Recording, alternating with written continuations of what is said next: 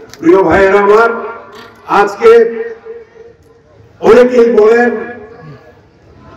অনেকেই বলেন যে এই অন্তর্বর্তীকালীন সরকার হয়তো দীর্ঘদিন থাকার পরিকল্পনা আছে।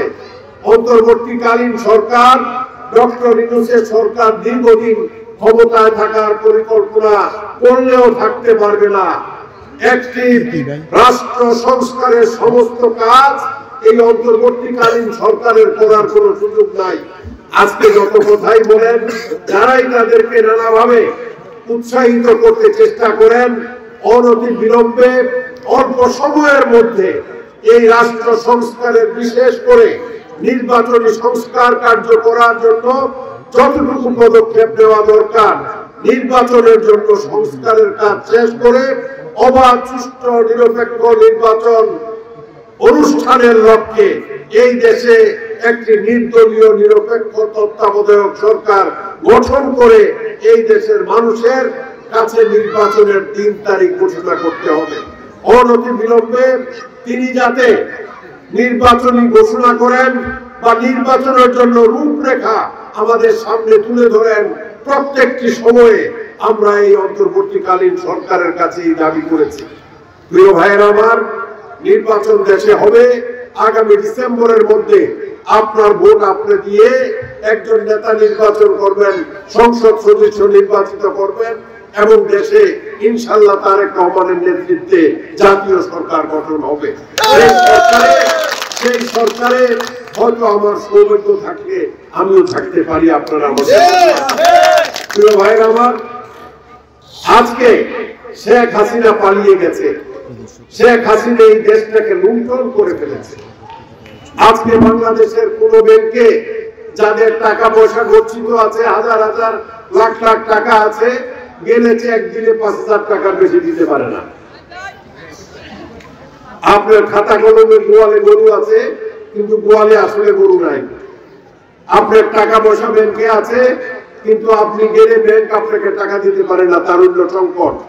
এই টাকাগুলো কোথায় গেছে? শেখ হাসিনা তার ১৫ বছর ক্ষমতার আমলে এই দেশটাকে শুধু লুণ্ঠন করেছে এবং বাংলাদেশ থেকে একটি অর্থনৈতিক সমস্যায় সংস্কার কমিটি, দেবপ্রিয় ভট্টাচার্যের নেতৃত্বে যে কমিটি হয়েছিল, সেই কমিটি ইতিমধ্যে রিপোর্ট সাবমিট করেছে। $204 বিলিয়ন এই বাংলাদেশ থেকে আপনার তার ১৫ বছর এই দেশ থেকে পাচার হয়ে গেছে। এটা যদি আপনি হিসাব করেন তাহলে আগে আসিল এটা কত জানি, ১,৫০,০০০ কোটি টাকা, ১,৫০,০০০ কোটি টাকা। আর এটা এখন হচ্ছে এই যে মুদ্রাস্ফীতি হওয়ার পরে ২,০০,০০০ কোটি টাকার উপরে এই $204 বিলিয়ন তার শাসনামলে বিদেশে পাচার হয়েছে। আজকে বিভিন্ন পত্রিকায়ও দেখবেন, যারা যে তার আমলে যারা মেয়র ছিল, তার আমলে যারা মন্ত্রী ছিল, তার আমলে যারা সংসদ সদস্য ছিল, তার আমলে যারা বড় বড় তার কর্তৃবাহক ব্যবসায়ী ছিল, তারা লক্ষ লক্ষ হাজার হাজার কোটি টাকা বাংলাদেশ থেকে পাচার করে দিয়েছে। এবং একমাত্র ২০ লক্ষ কোটি টাকা, এই যে আমি হিসাব ঠিক মতন বলতে পারি নাই, এই $2.4 বিলিয়ন হলো ২০ লক্ষ কোটি টাকা। ২০ লক্ষ কোটি টাকা, ওই যে ১৫,৬০,০০০ কোটি টাকা ছিল, আমি কই ১৫,০০০ কত ৬০,০০০, বুঝলেন? এত বড় হিসাব তো করাও মুশকিল, বুঝছেন না? ২০ লক্ষ কোটি টাকা এই বাংলাদেশ থেকে পাচার করছে। আজকে ব্যাংকে কোনো টাকা নাই, ব্যাংকে কোনো টাকা নাই। সে ক্ষমতা ছাড়ার আগে ৬০,০০০ কোটি টাকা চেপে তার সরকারি কর্মকর্তা কর্মচারী এবং অন্যান্য জায়গার উন্নয়নের কি জানিস জোয়ার বয় দিচ্ছে। কিন্তু এমন উন্নয়নই করছে, আজকে আমি বহু বুড়া আপনাকে বরকত ডাউন লাগছে। এখানে শ্রীমন্তপুর দিয়ে আওয়ার কোনো অবস্থা নাই, এখানে থানার কাছে দিয়ে আসার কোনো অবস্থা নাই। কোন রকমের ঘুরা ফিরা এই আপনার এই গোবিন্দপুর দিয়া এমনি ডাইনে বাই গিয়ে আমি কত ভুলে গেছি গা, ওরা বাইরে মোটরসাইকেলটা লুয়েছে। এই হলো উন্নয়নের অবস্থা। এই যে ইয়ে আছে আমরা ওই যে লতিপুর থেকে বলছে ভাই এই যে পুকুরের কাঁটারি সব ডাইপে গেছে, গাড়ি নিয়ে যাওয়ার কোনো সুযোগ নাই।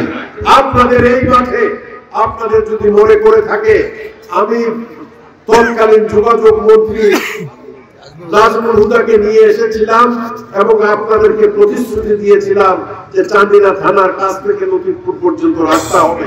যেই দিন প্রতিশ্রুতি দিয়েছি তার 2 মাসের মধ্যে এটা সংস্কার কাজ হয়েছে এবং লতিফপুর পর্যন্ত রাস্তা পাকা হয়েছে। নাকি হয় না?